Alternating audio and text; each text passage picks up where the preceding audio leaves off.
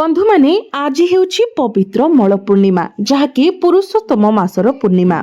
बंधु माने आपण माने जदि आजिर शुभ दिन रे एक टंकिया मुद्रार एही चमत्कारी उपायटी करिनेउछंती तो आपणक जीवन रे जहाँ सबु समस्या लागि रहिछि, आपण जो सबु दुख कष्ट एवं समस्या दे गति करूछंती से सबु किछि आपणक जीवनरु दूर होइछिबो।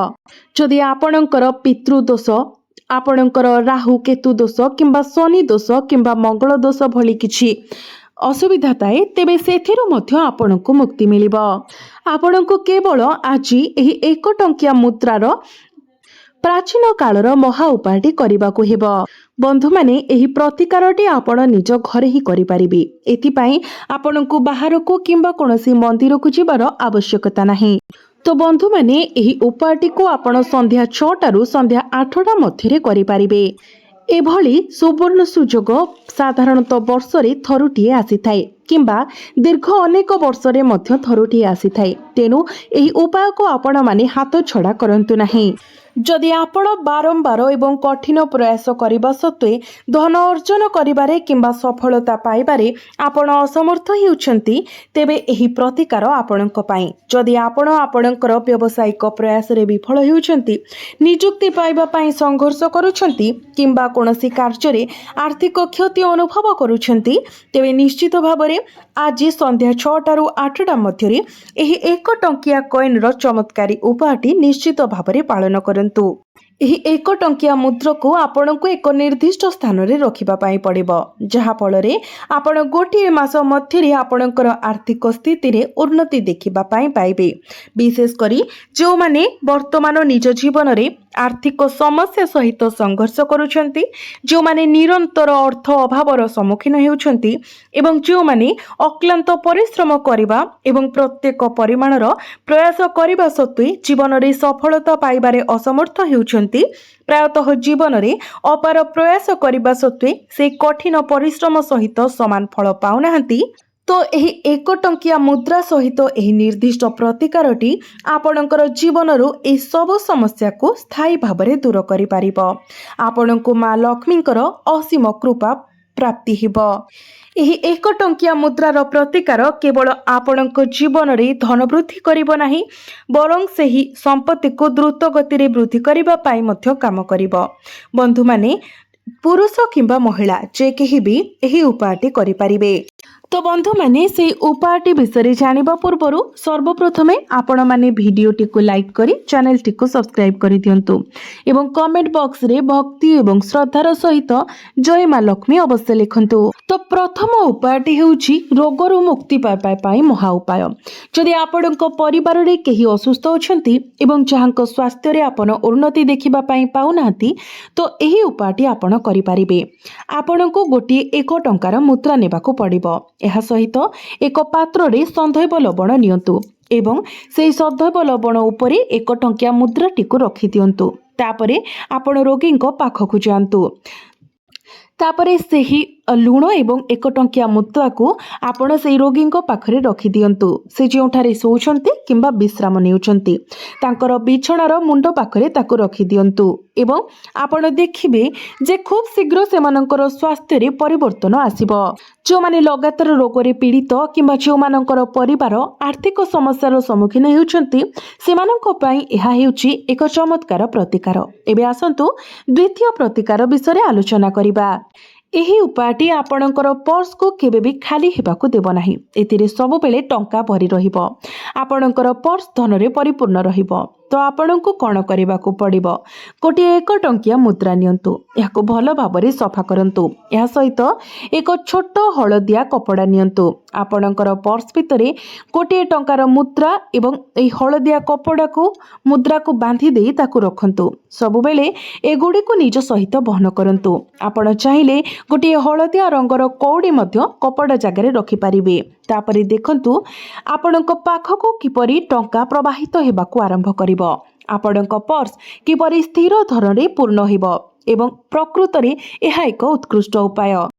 यह विशेष भाव सेमानंक पाई प्रभावशाली जो माने दुख करती जे टंका केबे भी तांकर पर्स रे रहु नाही, कोनोसी ना कोनोसी बाटरे टंका सब बेले खर्च होई जाउछि। एबे आसंतु जानिबा तृतीय चमत्कार उपाय विषय। ଏହା कुदृष्टि को हटाइबार महा उपाय।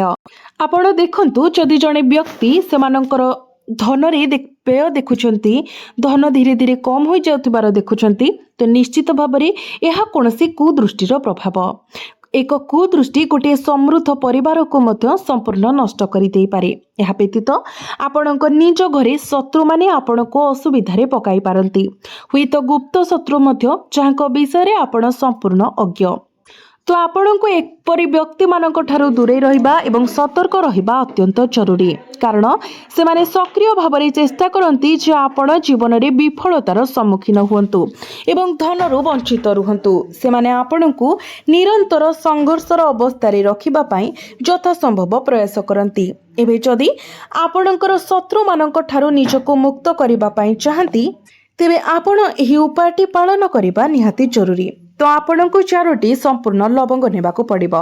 जेमिति लवंग कोनोसी स्थानरु भांगी न थाए किंबा नष्ट होई न थाए सेथि प्रति ध्यान दियंतु। यह सहित एक कर्पूरर खंड नियंतु। आपणक घरर जे कोनोसी स्थान रे एहाकु जळाई दियंतु।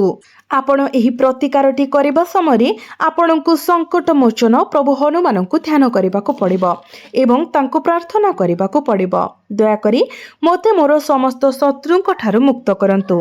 तापरे 4टी लवंग एवं कर्पूर खंड को जळाई दियंतु।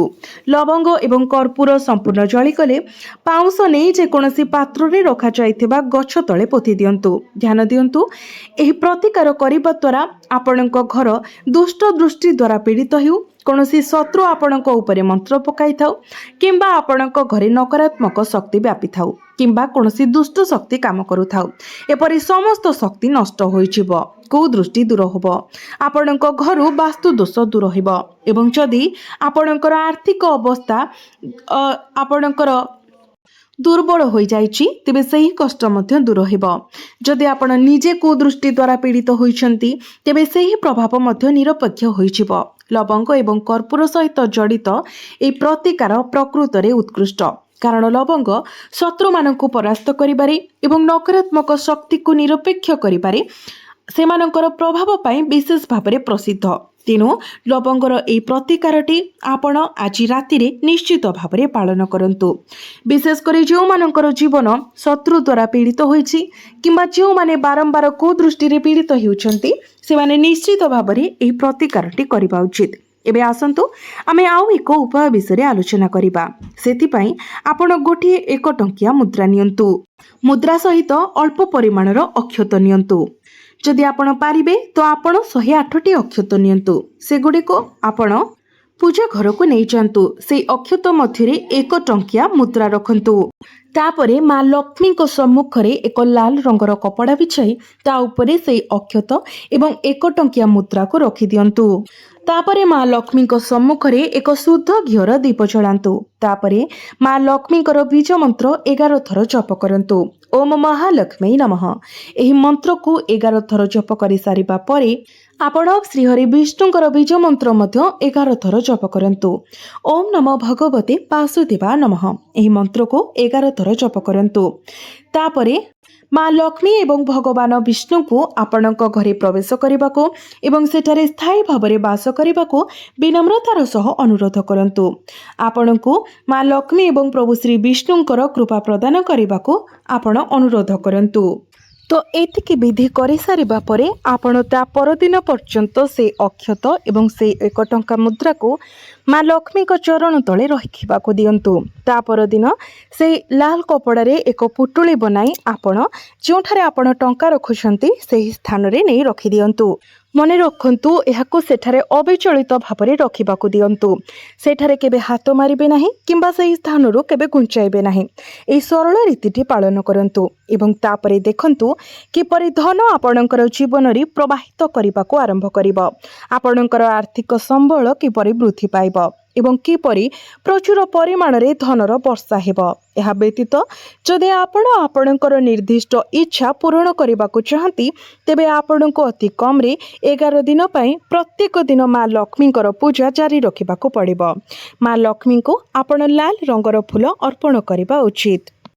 ଯେମିତିକି ଗୋଲାପ ଫୁଲ କିମ୍ବା ପଦ୍ମ ଫୁଲ। ଆପଣ ମା ଲକ୍ଷ୍ମୀଙ୍କୁ କେବେ ବି ମନ୍ଦାର ଫୁଲ ଅର୍ପଣ କରିବେ ନାହିଁ ଏବଂ ସେହି ଫୁଲ ଅର୍ପଣ କରିସାରିବା ପରେ ଆପଣ ନିଜର ଇଚ୍ଛା ମାଙ୍କ ନିକଟରେ ପ୍ରକାଶ କରନ୍ତୁ। ଏହି ଉପାୟ କରିବା ଦ୍ୱାରା ଆପଣଙ୍କର ସବୁଠାରୁ ବଡ଼ ଇଚ୍ଛା ମଧ୍ୟ ପୂରଣ ହୁଏ। କିନ୍ତୁ ମନେ ରଖନ୍ତୁ, ସେ ଇଚ୍ଛା ଯେମିତି କାହାର ବିନାଶର କାରଣ ନ ହୁଏ ସେଥିପ୍ରତି ଧ୍ୟାନ ଦେବେ। କାହାର ଅମଙ୍ଗଳ କାମନା କରି, କାହାକୁ ଈର୍ଷା କରି ଯଦି ଆପଣ କିଛି ଉପାୟ କରନ୍ତି କିମ୍ବା ଈଶ୍ୱରଙ୍କୁ କିଛି ମାଗନ୍ତି, ତେବେ ଏହା ଓଲଟା ଫଳ ଦେଇଥାଏ। ଏ କଥାକୁ ବହୁତ ଭଲ ଭାବରେ ମନେ ରଖିବେ। ଯଦି ଆପଣ କୌଣସି କୋର୍ଟ ମାମଲାରେ ଗଭୀର ଭାବରେ ଫସି ରହିଛନ୍ତି ଏବଂ ଏଥିରୁ ମୁକ୍ତ ହେବା ପାଇଁ ଚାହୁଁଛନ୍ତି, ତେବେ ଆପଣ ଏହି ପବିତ୍ର ମଳ ପୂର୍ଣ୍ଣିମା ଦିନ ଓସ୍ତ ଗଛ ମୂଳରେ କିଛି କଳା ଲଙ୍କା ନେଇ ପୋତି ଦିଅନ୍ତୁ ଏବଂ ହାତ ଯୋଡ଼ି ଆପଣଙ୍କ ସମସ୍ୟାରୁ ମୁକ୍ତି ପାଇଁ ପ୍ରାର୍ଥନା କରନ୍ତୁ। ଯଦି ଆପଣ ଆପଣଙ୍କ ଘରେ ସୁଖ ଏବଂ ସମୃଦ୍ଧି ବଜାୟ ରଖିବାକୁ ଚାହୁଁଛନ୍ତି, ତେବେ ଆପଣ ଏକ ପାତ୍ରରେ କିଛି କଳା ରାଶି ମିଶାନ୍ତୁ ଏବଂ ଓସ୍ତ ଗଛ ମୂଳେ ଅର୍ପଣ କରନ୍ତୁ। ପ୍ରାର୍ଥନା କରିବା ସମୟରେ ଓସ୍ତ ଗଛ ଚାରିପାଖରେ 5 ଥର ବୁଲନ୍ତୁ ଏବଂ ଏହା କରିବା ଦ୍ୱାରା ନିଶ୍ଚିତ ଭାବରେ ଆପଣଙ୍କ ଘରେ ସୁଖ ସମୃଦ୍ଧି ବୃଦ୍ଧି ହେବ ଏବଂ ଆପଣ ନିଜେ ମଧ୍ୟ ଏହି ଚମତ୍କାରକୁ ଅନୁଭବ କରିବେ। ଜୀବନରେ ସମସ୍ୟା ଆସିଲେ ମଧ୍ୟ ତାହା ଆପେ ଆପେ ଦୂର ହୋଇଯିବ। ଯଦି ପାରୁଛନ୍ତି, ଆଜି କିଛି ଗରିବ ଏବଂ ଅସହାୟମାନଙ୍କୁ ଆପଣଙ୍କର ଯଥାସମ୍ଭବ ଦାନ କରନ୍ତୁ। ଆପଣ ଯଦି ଆଜି ଦୁଃଖୀ ଦରିଦ୍ର ବ୍ୟକ୍ତିମାନଙ୍କୁ କିଛି ଦାନ କରୁଛନ୍ତି, ସେମାନଙ୍କୁ କିଛି ଉପାୟରେ ସାହାଯ୍ୟ କରୁଛନ୍ତି, ତ ନିଶ୍ଚିତ ଭାବରେ ମା ଲକ୍ଷ୍ମୀ ଏବଂ ଶ୍ରୀ ବିଷ୍ଣୁ ଆପଣଙ୍କୁ ସେମାନଙ୍କର କୃପା ପ୍ରଦାନ କରିବେ। କିନ୍ତୁ ଏହା ମଧ୍ୟ ଆପଣଙ୍କୁ ନିଃସ୍ୱାର୍ଥପର ଭାବରେ କରିବା ପାଇଁ ପଡ଼ିବ। ମନରେ ସ୍ୱାର୍ଥ ରଖି, କୌଣସି ପ୍ରକାରର ଅହଙ୍କାରର ଭାବନା ରଖି ଯଦି ଆପଣ ଏହି ଉପାୟ କରୁଛନ୍ତି କିମ୍ବା କାହାକୁ କିଛି ଦେଲାବେଳେ ଆପଣ ଅନ୍ୟମାନଙ୍କ ଆଗରେ ବାରମ୍ବାର କହୁଛନ୍ତି ଯେ ମୁଁ ଏହି ଦାନ କରିଥିଲି କିମ୍ବା ସେହି ଦାନ କରିଥିଲି, ତେବେ ଏହାର କୌଣସି ଶୁଭ ଫଳ ଆପଣଙ୍କୁ ପ୍ରାପ୍ତି ହେବ ନାହିଁ। ତେଣୁ ଯାହା ବି କରୁଛନ୍ତି ନିଃସ୍ୱାର୍ଥପର ସହିତ କରନ୍ତୁ। ଈଶ୍ୱରଙ୍କ ପାଖରେ ନିଜକୁ ସମର୍ପିତ କରି ସମ୍ପୂର୍ଣ୍ଣ ଶ୍ରଦ୍ଧା, ଭକ୍ତି ଏବଂ ବିଶ୍ୱାସର ସହିତ ଆପଣ ଏହି ଉପାୟକୁ ପାଳନ କରନ୍ତୁ। ନିଶ୍ଚିତ ଭାବରେ ଆପଣ ଆପଣଙ୍କର ଜୀବନରେ ଏକ ଚମତ୍କାର ପରିବର୍ତ୍ତନ ଦେଖିବାକୁ ପାଇବେ।